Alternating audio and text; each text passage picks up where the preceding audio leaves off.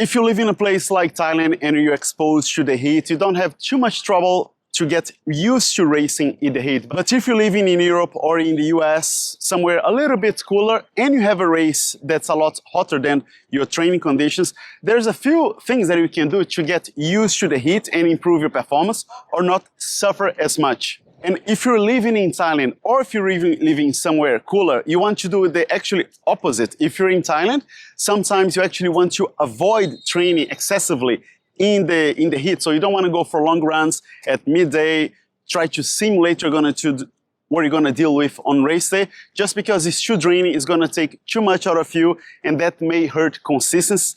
But if you're somewhere that's a little bit cooler, that's exactly what you want to do.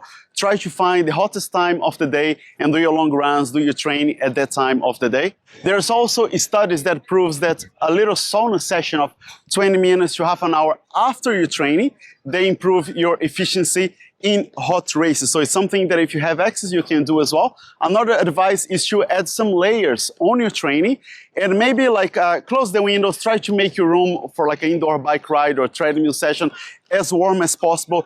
Get some extra layers there, try to get some heat in the body so you get used to that, not only physiologically, but also psychologically used to training and performing in the heat. And once you get to the race venue, some people try to stay exposed as long as possible under the sun. You actually want to do the opposite to this.